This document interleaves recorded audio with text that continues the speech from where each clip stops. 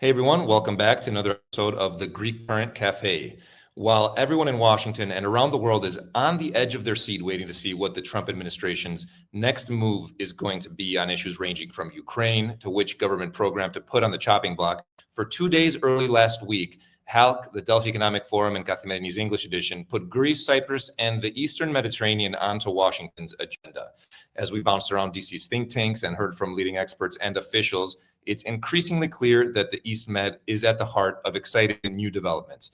The question at hand then is whether the East Med can break through the noise and get on the new Trump administration's radar. Given how the region has evolved over the past decade and based on what we heard in DC, I think it's hard to see a situation where the East Med can be ignored.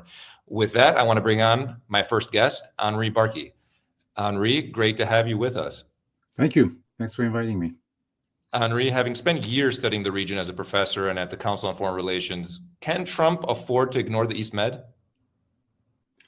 Look, Trump can afford to do whatever he wants. I mean, at this stage, but then, he wants to turn Gaza into the Riviera. The East Med has a lot of gas and oil, and it's critical to American investments. So technically, no. I mean, I think it's important, but it's not the number one priority for him. I want to tag Georgia Logothetis in here, HALC's managing director. Welcome to the show, Georgia. Georgia, what's your take here? Georgia, what's your take here? Based on what you've seen at the forum in DC, do you agree with Henri?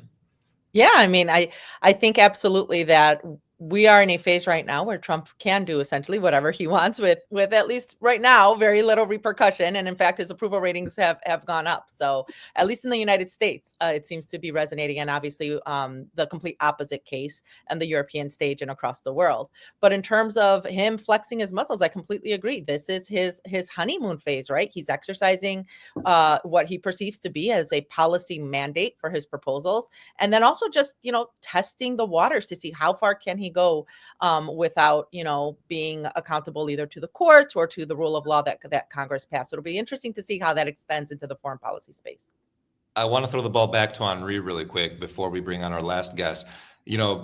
Trump seems to be doing what he wants in Europe, and Europe has been on edge. We see that in Greece here where I'm at.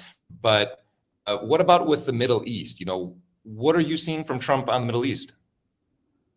Look, I think it's too early to tell because there's an element of unpredictability. I mean, a lot of people are making all kinds of assumptions about Trump and Bibi essentially if I was Bibi, I would not sleep well at night because with Trump, you never know from one day to another what he will do, because if he decides he wants a certain deal and he will try to impose it. I mean, we have never seen anything like this before. And I think we in America have to, I'm going to say learn to analyze, but I'm not sure we can do that. I mean, it's very bizarre. Let me put it this way.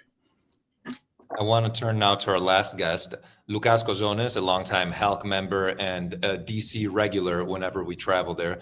Loukas, you bring an interesting perspective here as someone who is outside the policy world, but a committed advocate, having taken meetings with representatives, engaging in the debate. What's your impression here?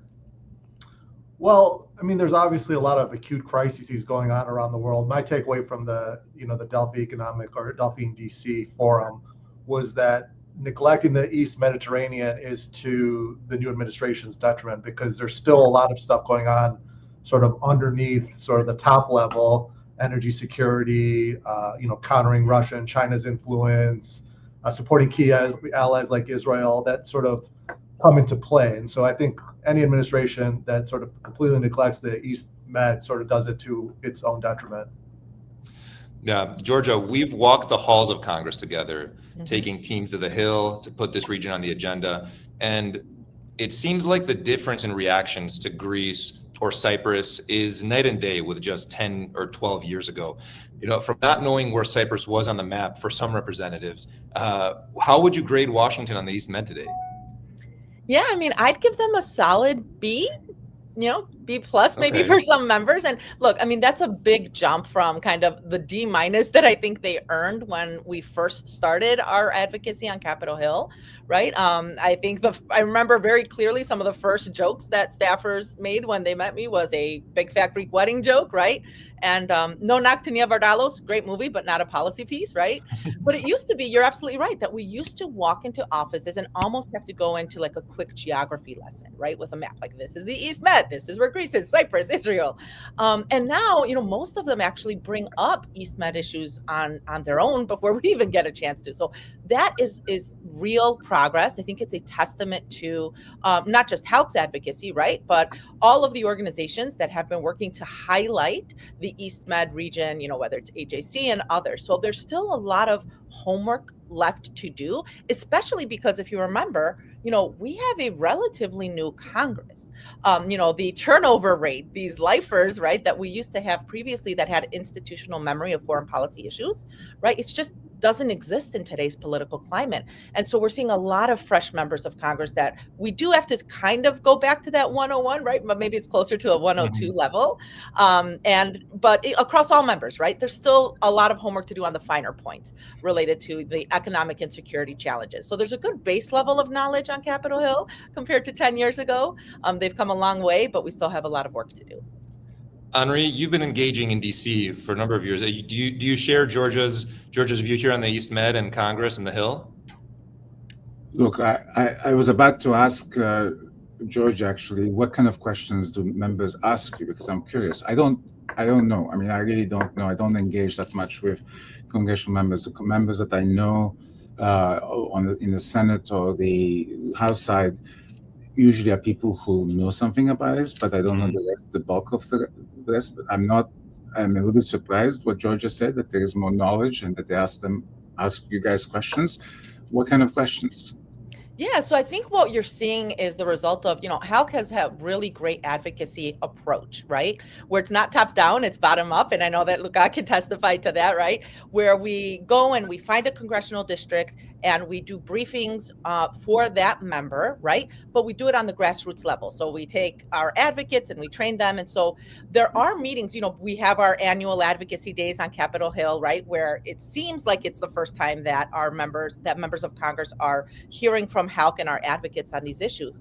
But there's so much groundwork that takes place before that. So in terms of some of the questions, we get a ton of questions around, energy. That's kind of like the big one, because energy outside of East Med is a big issue on Capitol Hill, right? Whether it's climate change or if you're on the other side, like energy development, right? So there are, a lot of people will say, oh yeah, I saw that Chevron is in the East Med. Can you tell me a little bit more about that? So they have the headline approach, which I think is a big step forward from before. They would just glaze over headlines related to the Eastern Med, right? Now I think staffers will pause. And when they see Greece, Cyprus, Israel in the headline, they'll pause and they realize why it's tangential to a lot of the issues that they work on. Obviously, with Gaza, with everything that was happening, we did get questions about Cyprus's role with the humanitarian corridor, like right off the bat, before you even start to approach it. So I think because Greece and Cyprus have started to take a larger role in these international, on the international stage with respect to issues that are not directly related to them, right? There is a situational awareness of the role that Cyprus and Israel can play in the region. Lots of energy, I think, awareness of the East Med. And then obviously we've got those American bases. So we've gotten questions about, hey, what's going on with this, or how can we greater strengthen Suda, Alexandroupolis. Yeah, and we've definitely gotten questions. I would add that like 10 years ago, when you would go talk to people on the Hill, they sort of incorrectly tended to associate sort of East Med issues or Greek Cypriot, issues as sort of bilateral, sort of an anti-Turkey stance. And what I constantly like to remind people is that it's not being anti-Turkey. It's about sort of, holding ostensible U.S. allies accountable, but also there's all these larger issues at play. And I think there's a recognition now that there's energy, regional security, countering, countering Russia and China, like all come into play there, and they sort of appreciate sort of the breadth of its importance. Yeah. I think that's a great point, Loukas, about, sorry, Thanos, if I could jump in. I think that's a great point, Loukas, about the brand that Greece and Cyprus had initially, right? 10, 15 years ago, when you walked in, it was very much, oh, these are the, I just had a meeting with the Turks. Here come the Greeks to tell me, why they were wrong, right? But now I feel like there isn't that connection necessarily between the advocacy portfolios, right? There's a separate advocacy portfolio in the Hellenic sphere right now that is completely independent of Turkey. Turkey obviously remains a core part of that just because of its, destabilizing actions in the region, right? But there's an entire track that we can go into meetings and not even mention Turkey. And I think that's incredibly important. Not to mention that 10 years ago, everyone was asking about the financial crisis. So that seemed to be, Greece, the basket case. And now it's, Greece, the pillar of stability, and Cyprus as well. But since we brought up Turkey, Henri, I want to turn to you. You were on a panel in a debate on Turkey at the Foundation for Defense of Democracies during the forum. Looking at the chessboard that's evolving with Trump's statements on alliances, NATO, Putin, and the region, how do you think Erdogan is factoring into Trump's view of the East Med? Look, again, we don't know. I mean, the assumption has always been that Trump and Erdogan are kind of very much like each other. I mean, they both have authoritarian tendencies. They both don't believe in the rule of law, clearly. And Trump does like strong men, that kind of, or strong leaders. So the assumption was that there would be a meeting of the minds. And there was some of that during the first Trump administration. But things have changed. I mean, the Gaza war has changed things. I mean, Erdogan's position on the Gaza war and his amazingly strong defense of Hamas and not calling Hamas a terrorist organization, not condemning October 7, all of these things have worked against Erdogan in Washington, and I suspect in Trump's mind too. But again, I would say there's an element of unpredictability about Trump that we don't really know. I mean, here's a guy who talks about strong defense, and the first thing they're going to do now is they're going to cut a huge amount of people from the Defense Department. I'm not necessarily saying you shouldn't fire people from, or should I say, not reduce the number of people working from the Defense Department, but it's contradictory to everything he has said until now. So I don't know. I really don't know. Mm-hmm.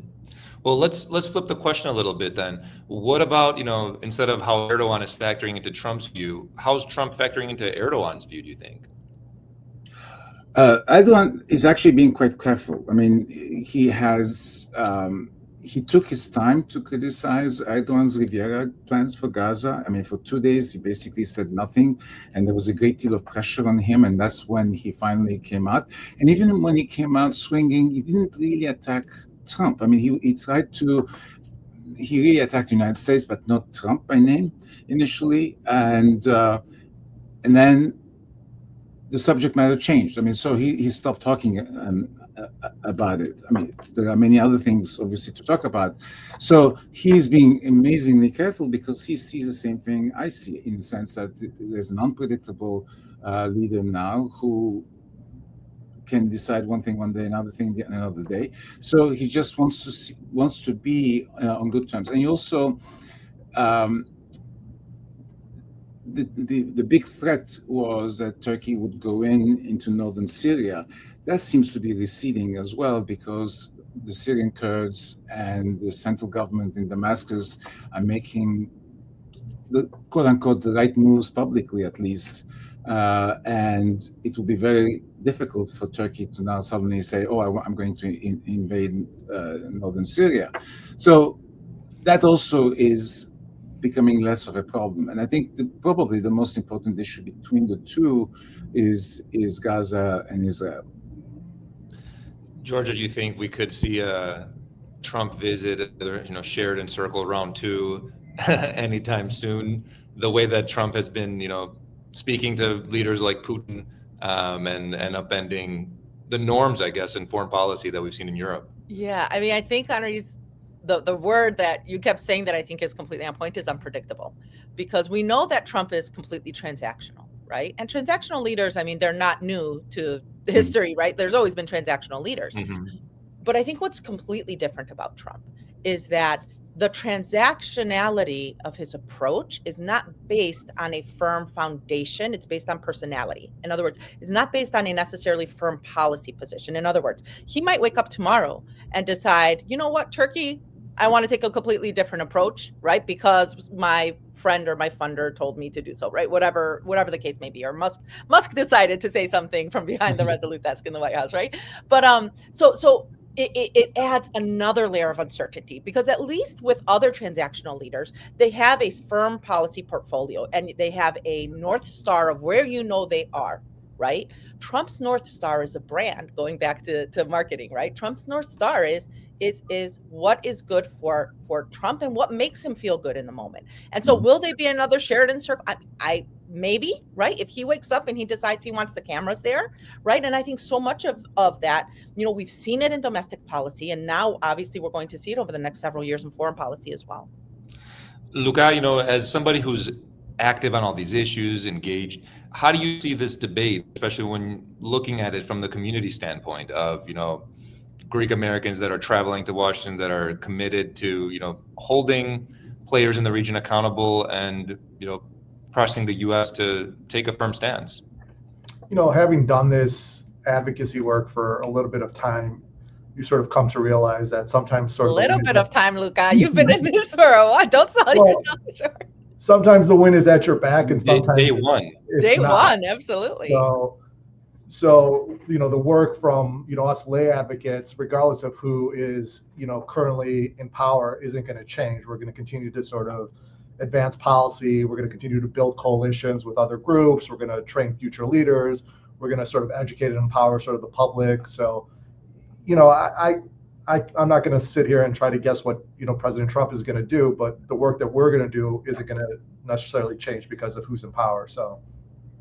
You mentioned training future leaders, and that's something that HALC has put a big emphasis on. And a number of young emerging leaders were with us in Washington. As somebody who's been an advocate for a number of years, what takeaway do you have from that?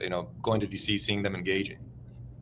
I mean, it's incredibly refreshing to see a group of sort of young professionals sort of engaged on issues, taking the time out of their lives to sort of travel to DC. But again, as Georgia mentioned earlier, it's not just about the sort of, the 2 trips to DC a year. There's a lot of work going on at the community level, meeting with representatives, building coalitions with other groups that sort of happen below the surface that people don't sort of see, and they show up. And so it's incredibly sort of, it's exciting, and it sort of gives us sort of, I guess, older guys sort of, some more wind under our sails, so to speak. Georgia, what's your take here? Is this presence of young leaders the secret weapon for the community?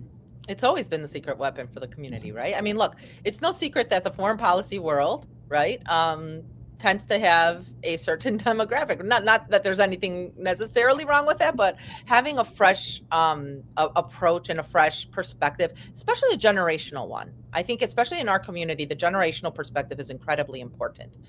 So we always look to try and recruit, obviously more females into the foreign policy space, right? It's been many times when I've walked into a room and I'm the only woman there, which is kudos to Andy, by the way. He's not on the call to show us his wonderful videos playing in the background. I feel like I should be having a video to play in the background, but kudos to him. Or his new World Order shirts. Exactly, or NWO shirt.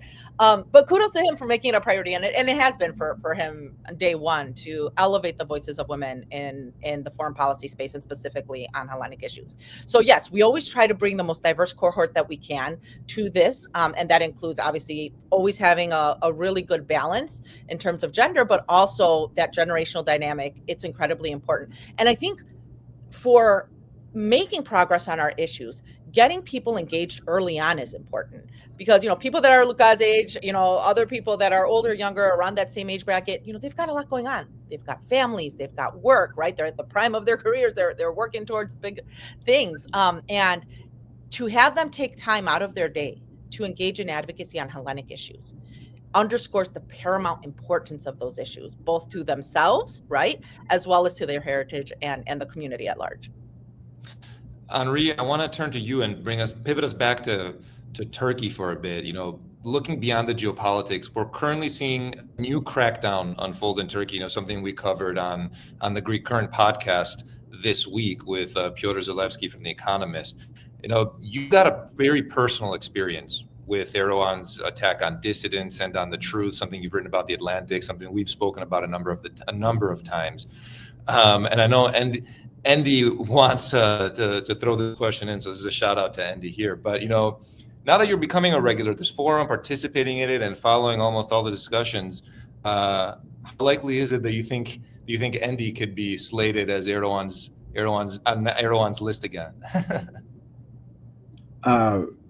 If he's not on the list, it's because Erdogan can't reach out all the way to here and arrest him or indict him. But I did listen to your podcast with Piotr the other day. It was very good. And I have to say, it is unprecedented what's going on in Turkey now.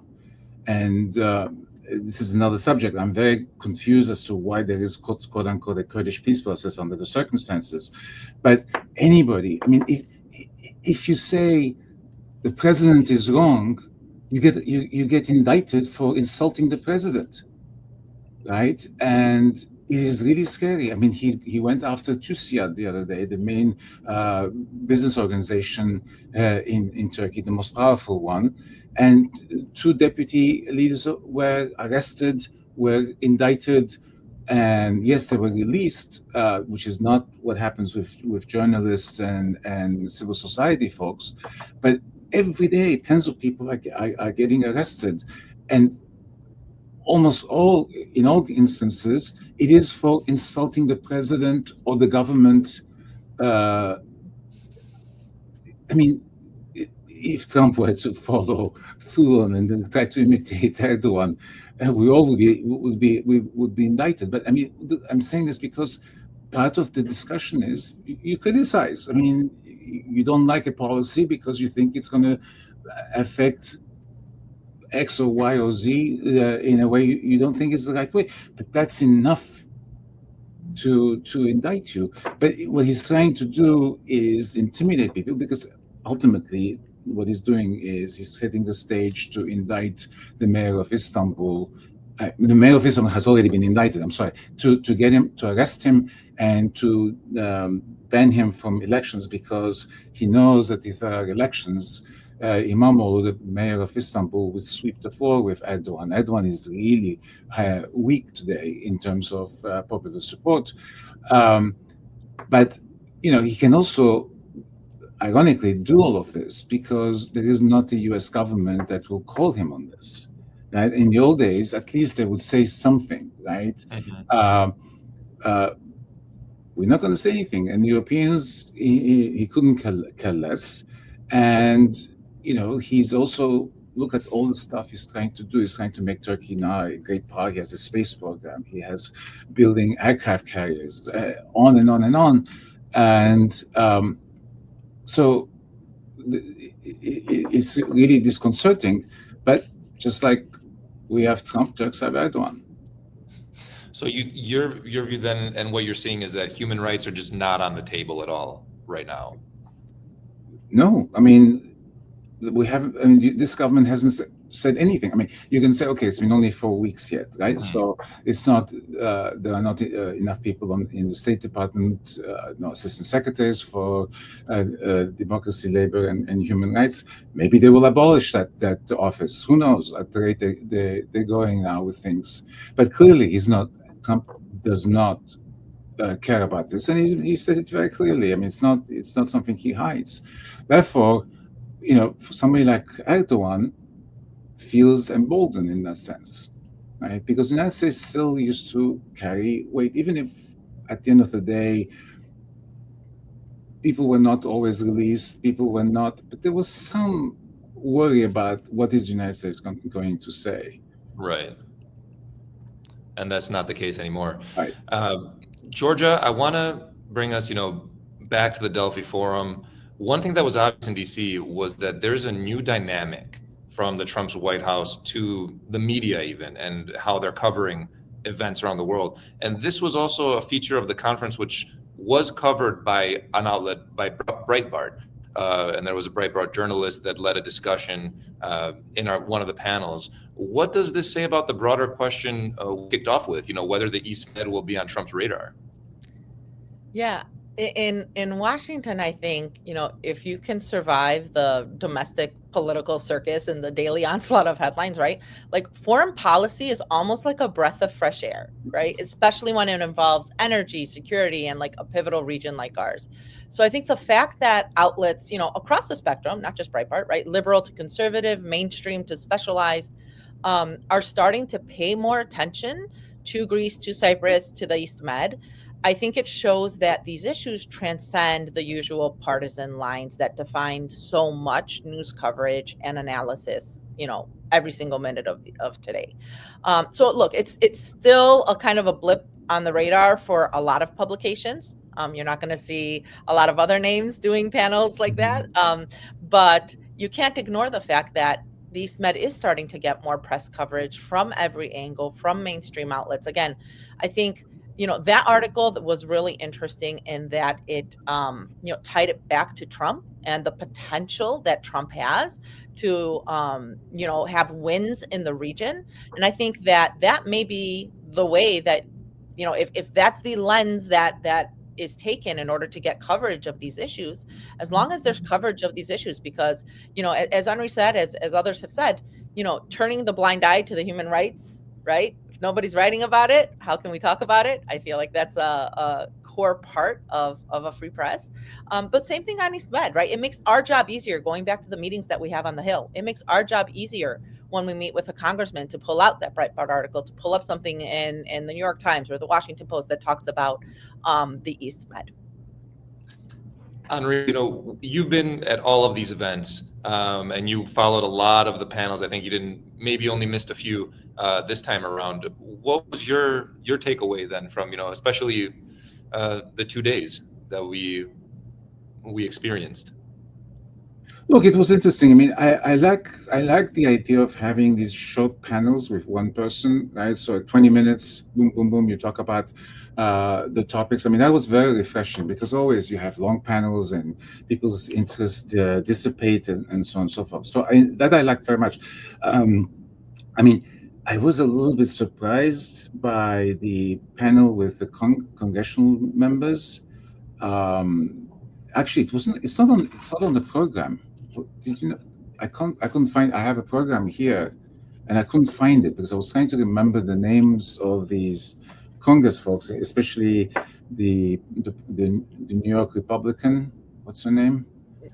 So the 4 Greek Americans were awarded: Nicole Maliotakis, Chris Pappas, Gus Bilirakis, and Dina Titus. Is she the one from New York, the last one? Yeah, Nicole Maliotakis is from New York. So there was two Republicans and 2 Democrats.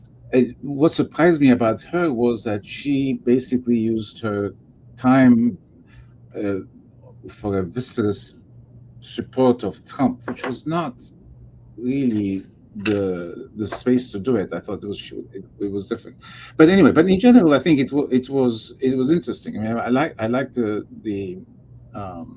the way things worked. It was more interesting. The first day I only went to my panel. We were not involved in other panels. We had a meeting earlier with people from the foreign ministry in Athens, some of us, but it was very enjoyable. I mean, I liked it. As we're closing out our show and coming to the end, I want to bring in our segment that we call Shot Clock.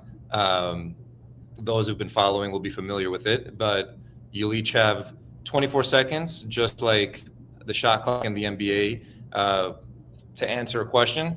And I think we'll kick off with Georgia here. But I'm going to ask you guys to make the pitch. And you're sitting in front of President Trump. You have this 20 seconds to make this elevator pitch to convince him about the importance of Greece, Cyprus, and the East Med. So time is yours. Georgia, you're first. I'm first. All right. So the East Med is where energy dreams and American security interests kind of converge. Greece and Cyprus are pivotal allies, and they're sitting on emerging energy corridors that can boost U.S. strategic influence and business interests in the region. Just look at Chevron's work there. Invest time and energy there. You invest in American prosperity and stability. Trust me, it's a deal you don't want to miss. I tried. All right, we're going to reset. We got close. Luca, your shot. All right. I would say that a little work now will prevent crises from becoming more acute, which will become more difficult and more expensive to solve. And you have an opportunity now to sort of concentrate on three major things: energy security, countering Russia and China, and supporting key allies like Israel. Got it done, Thanos. Awesome. We're going to be, that's why we send you on the Hill to take meetings. Henri, last one up. The shot is yours. Like everybody else, I'm going to say drill, baby, drill. So that's the motto that Trump kind of likes and listens to. So you say there's gas, there's oil, maybe you can even add gold there. I mean, and something else. But the truth is, it's just resources. I mean, that's the only thing that will tempt him. All right. I think Georgia will work on the pitch. But thank you all, Georgia, Luca, Henri. It's been great having you on the Greek Current Cafe. To our viewers, leave us a comment. Let us know what you think. Share the video with your friends and family. And we'll be back with another episode soon. Thanks for tuning in. Thank you. Thank you. Thank you.